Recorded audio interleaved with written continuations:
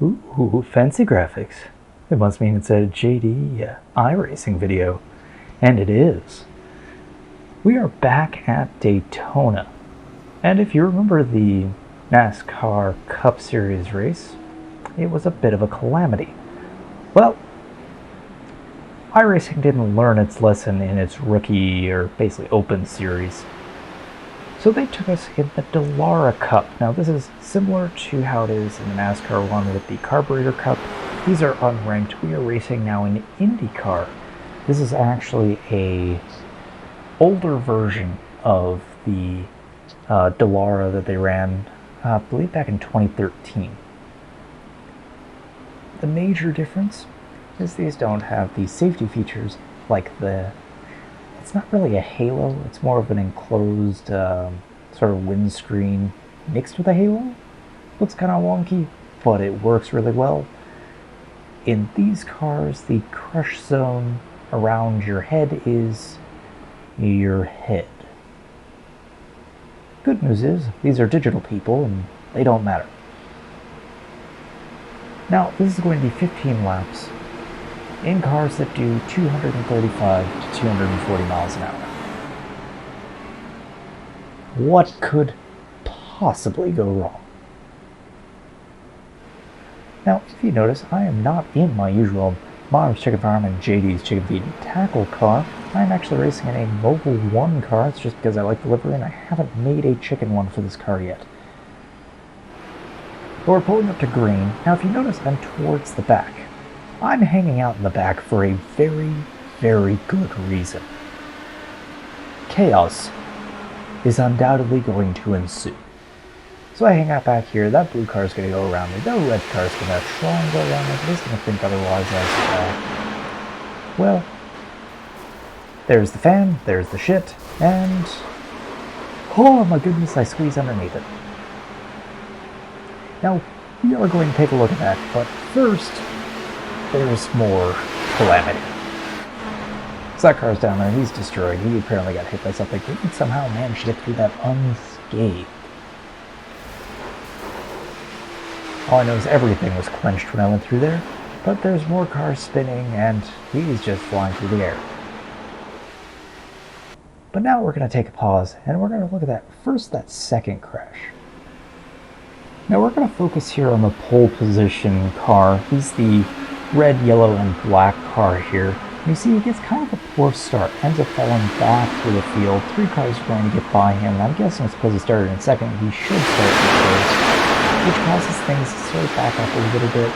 But you can hear the calamity behind us. We're not going to focus on that just yet, because I want to watch what actually happens. You can see it just back there. We'll get there, don't worry. So he gets a little bit of a run.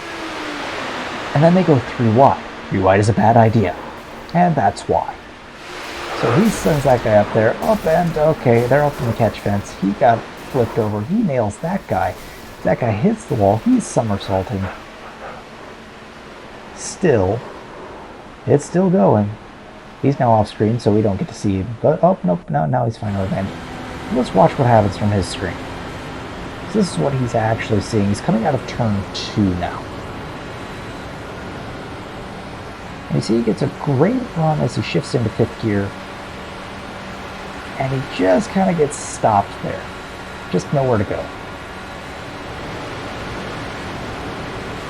Now he's 3 wide, he's sandwiched. Now, then he gets punched from behind, and there's the sun. And there's the purple car that punched him that's now somersaulting through the air.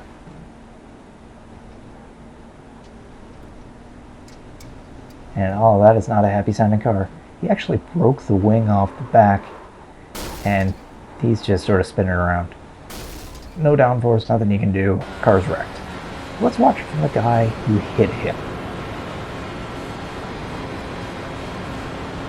So you see all the calamity happening. He tries to duck down, and boom! Just nails him, and... Yep, I'm flying through the air. This is not good. And he finally lands on his wheels. A little bit of Ricky Bobby levity. He seems to be okay, though, because the car's still moving.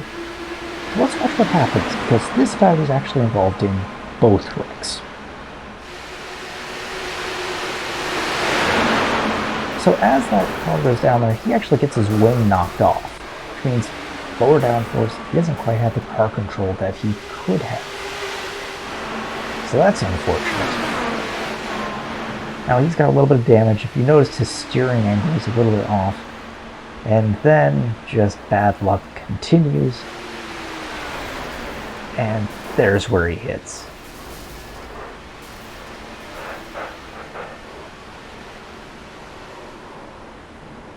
James Bond, eat your heart out, because those were more flips than that Aston did. Goodness, I don't think there's a body panel left on that car that can be taken off. Surprised the wheel stayed intact. But let's look at that first wreck now. So you see that car goes down on the apron. The apron's very slick and it's very hard here. He then sends cars up the field, and that's what causes that crash. And you notice a plucky little Oval 1 car sneaks underneath. So we'll watch this here in slow motion.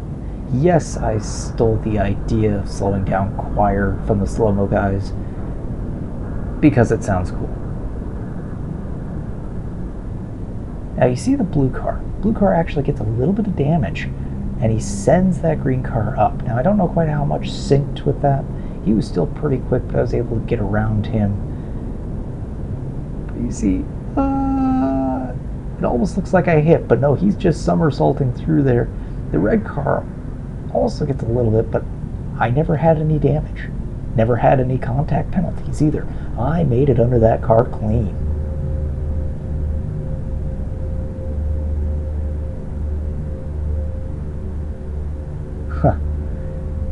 Just amazing.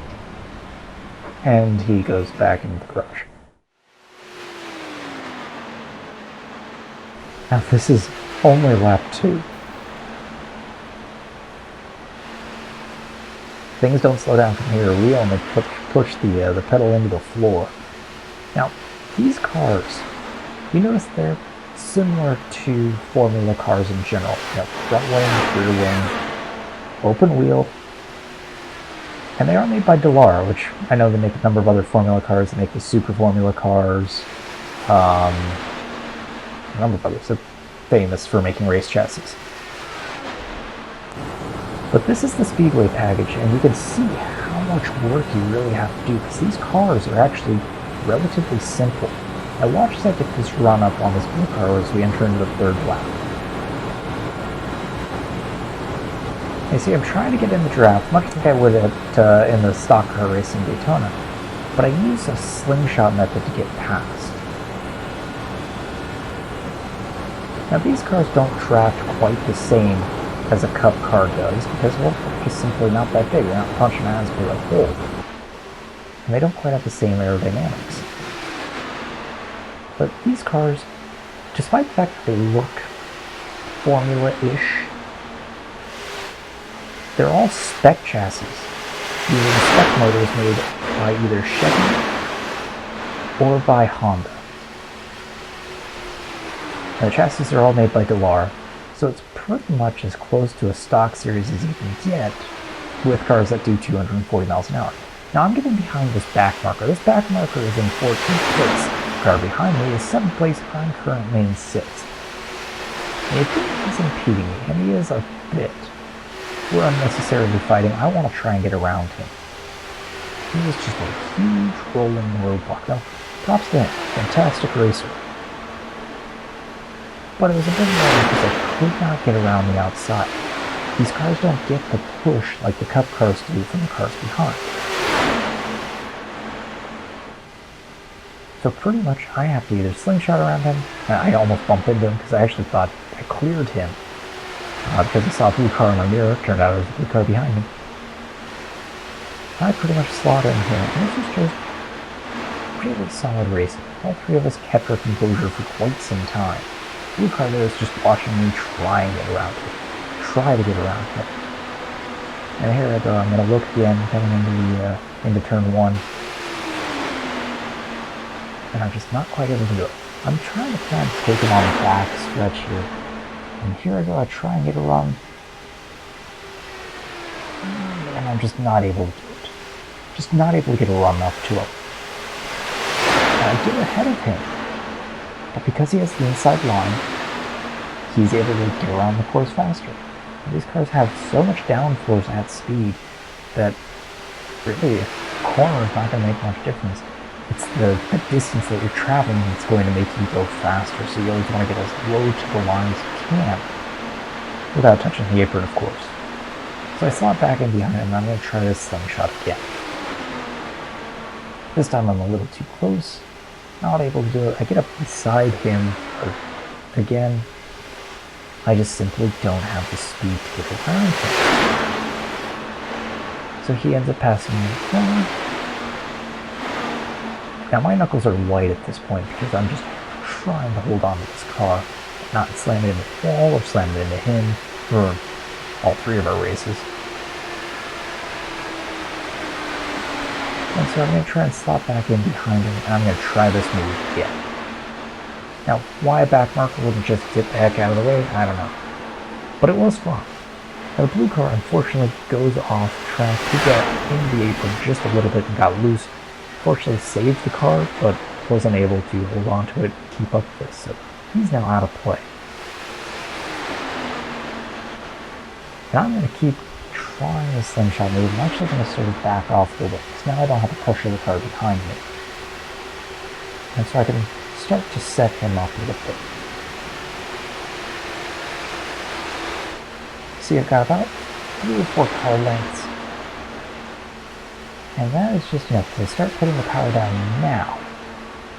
And here we go, I've got a run. I'm doing now 240 miles an hour in the draft there, and I'm able to get around him.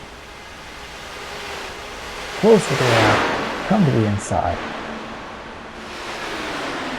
And that's all there is to it. Now, there's a little bit of smoke from the car that kind of spun on the inside.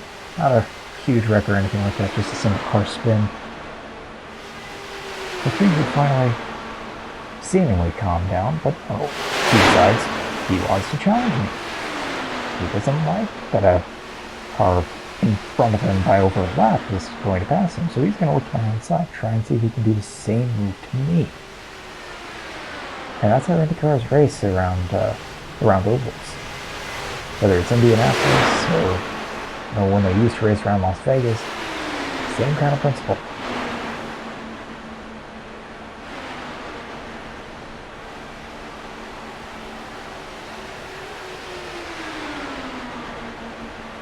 Now he's looking, he's trying to see if he can get past me.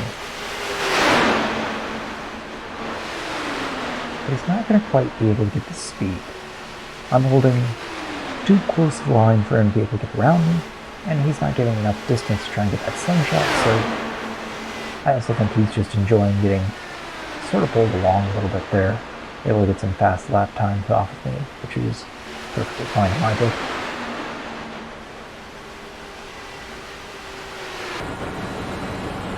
So here we come. I'm going to show you kind of what's going on with my hands here. All those shakes you see on the wheel are actually coming through my wheel itself. I use a DD Pro from Fanatec. Great wheel, direct drive, but it's a bear. I come down here on the apron. This is the reason why I don't go to the apron. You see, I get a little bit loose. I catch it, but I lose a little speed. You really don't want to slide like that at 230 miles an hour. It usually does not end well.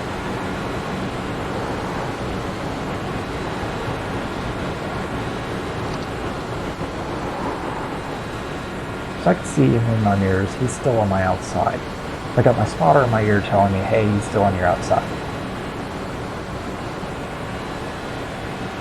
I'm keeping it narrow, trying to hold my line. I can feel my tires starting to wear, which is wanting me to sort of shoot up the track a little bit. And so I'm just desperately trying to keep off him. And you just see how much work I'm having to do. So he fortunately slots back in behind me.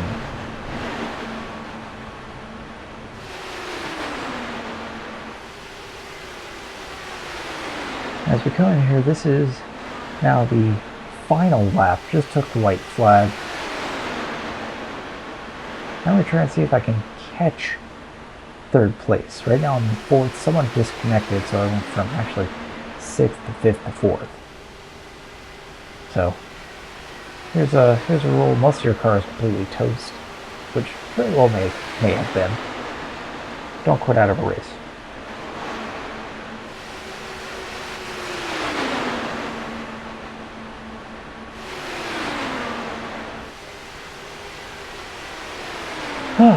And we take the checkered flag. And finally, I can relax. Start to coast here. I'm still doing about 180, but it looks slow by comparison to the 235 plus miles an hour that we were rocking. People are going off the course just to, quit out, but I like doing a full lap and then going to the pits, which is what you really do. But that's IndyCar, and particularly Indy Oval Racing. Now, IndyCar is really interesting because where Formula One, you're doing races around, mostly circuits, stuff like that, road courses. Indy does both, so it's really interesting racing. So maybe I might do some more of this. It's fun, a little hectic, but come join GLR.